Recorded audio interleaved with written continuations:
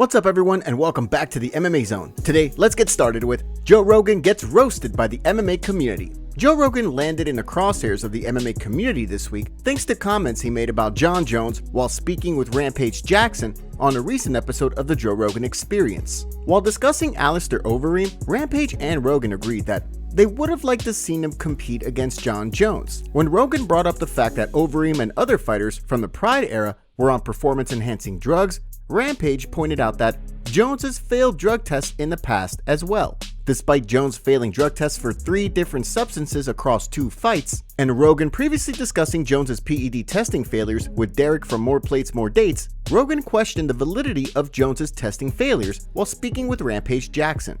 Fuck, I would like to see him go against Jon Jones. I would have loved to have seen that back in the day. But if again, you let him fight enhanced, because the difference between him enhanced and unenhanced, he became an average fighter. Yeah, but so, Jon was enhanced too, though. If they would have went against each other, both enhanced at the time. At the time. So you think Jon was enhanced? Yeah, I think it's proven. Really, because of the whole thing with the picograms, whatever it is. The MMA community was quick to call Rogan out, with MMA Guru being the first to pull the receipts on Rogan for attempting to play dumb in regards to Jones's PED usage, despite speaking to experts on the matter in the past. As one fan wrote, according to Rogan, despite no evidence, Fedor is on steroids while Jones isn't. Another added, it's absolutely insane how much the UFC feels like they need Jon Jones' legacy and the lengths they will go to protect it. One explained that Rogan has been a long-time defender of Jones, writing, I love Joe Rogan, but his Jones shilling has annoyed me for years. Another member of the MMA community wrote, at this point, I'm pretty sure all UFC employees, casters, interviewers, etc. signed some clause to not talk about Jon Jones badly. Another fan backed up Rampage Jackson, writing, look at Jones's physique when he fought DC for the second time. He 1000% looks like someone on steroids. One cracked a joke about Rogan, writing, Joe Rogan strikes me as the type of person to finish a book, understand literally nothing, and lecture for hours of how it changed his life and how he has totally a new perspective. Not everyone was surprised with Rogan's comments, however, with one fan writing, I don't expect anything from Joe Rogan after he called Terrence Howard freaky intelligent. One fan called out Jones's abnormal testosterone levels from previous tests, as explained by Derek from More Plates, More Dates, writing, average newborn female baby testosterone levels 1.6 ng/milliliters. Jon Jones at age 26, half ng/ml. Get his testosterone levels and his ratios of testosterone to epitestosterone, like when he fought DC, they were so out of whack that it would not be explainable, in my opinion, by anything other than some sort of suppression of your system via the usage of something. So to me, not hard training, because hard training does suppress it, right? Yeah, but to the degree where he's literally like a female, probably not. Of course, for his part, Jones has always denied any PED usage. Next up, let's take a look at Dustin Poirier reveals what's next after Islam Makhachev loss. In the immediate aftermath of his loss to Islam Makhachev, Dustin Poirier made it clear that fans may never see him compete inside the octagon again. Despite that, Poirier has since continued to tease another fight once he recovers from his recent clash with Makhachev, suggesting a potential trilogy fight with Justin Gaethje. While speaking on a recent episode of the MMA Hour, Poirier revealed that he's preparing to undergo open surgery on his nose, where 2 doctors will work simultaneously on the diamond to restore his ability to breathe through his nose. As he explained, if he has the surgery in October, he might be ready to fight in December. If something big comes up before he goes under the knife, however, he's prepared to postpone the surgery for another fight. When asked about a potential recovery timeline, Poirier explained, I think maybe 4 to 6 weeks with the stents sewn into my, and they're deep in there. Damn. And then I would say after surgery, 8 weeks, I should be good to get punched in the face. Okay, so I mean, it's like we're talking 2025. Like, if I have it in October, depends when exactly. I might be able to fight December. Might be able to fight. Get out of here. Oh, dude, I'm serious. But if something comes up big, I'll push the surgery off. I don't need to have it. As Poirier has talked about in the past, at this stage of his career, he's primarily interested in fights that excite him, such as a boxing match with Nate Diaz. A boxing match? Yeah. Yeah, of course. Even against anyone. Yeah, no, of course. For that one, it doesn't have to be about the opponent. That's just the challenge of doing... Just a change of speed, different training camp, just something different, I've been doing MMA a while, and I still love the training camps and love fighting, but to go to purely boxing, the whole training camp would be a lot less wearing on my body, no wrestling, no jiu-jitsu. It would be boxing, running, swimming, you know, that's fun. Yeah. That's fun stuff. Did you have a dream opponent for boxing? I'd box Nate. Oh, man. That would be fun. I'd box Nate. As Poirier explained, if it came down to it, he would rather box Nate Diaz than compete against him in the octagon. With Diaz fresh off a victory over Jorge Masvidal and the UFC showing a willingness to let fighters under contract box other former UFC fighters, as we saw with Jorge Masvidal recently, a fight between Poirier and Diaz may finally come to fruition. Next up, let's take a look at Michael Page disrespects Ian Garry. Despite pre-fight videos showing he and Ian Garry exchanging pleasantries backstage, it sounds as though there's no love lost between Michael Page and Ian Garry following the pair's UFC 303 clash. While speaking on the MMA Hour this week, MVP was dismissive of Garry's abilities and his chances of capturing a welterweight title. When asked whether he felt as though Garry could be a future champion, Page immediately said no. Not at all. No. Because if that's the game you're gonna go when you get a decent striker, then Leon's gonna kill you anyway. Then Shabkat's gonna kill you anyway. There's a few guys in there that I just don't see him surpassing. I do. Again, he went a bit more tactical, and again, even at some of the areas, like he didn't feel massively strong. I just felt I was not even trying to be disrespectful to him. While reflecting on his loss, MVP explained that despite not wanting to make excuses, he felt as though he just simply wasn't himself inside the octagon because of some quote-unquote issues he had to overcome leading up to the bout. Despite the loss, however, he's focused on improving and returning to action sooner rather than later. Yeah, like I got a lot to adjust and adapt to, but I'm super motivated to get back. Super motivated. Like I'm on holiday now and I just want to be in the gym.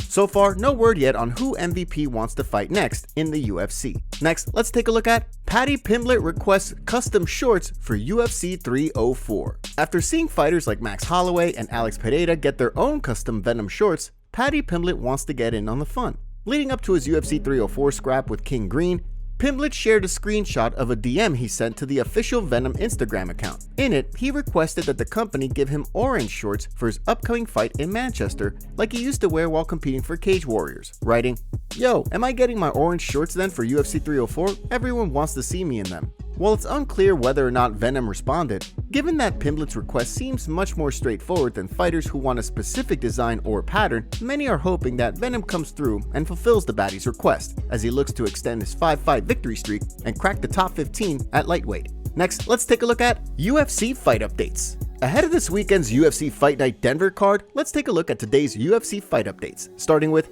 a last-minute addition to the card with Evan Elder and Darius Flowers set to compete in a welterweight bout. The fight will see Elder look to build on a July win over Genaro Valdez, while on the flip side, Flowers will be looking to snap a 2-fight losing streak that most recently saw him lose to Michael Johnson back in February.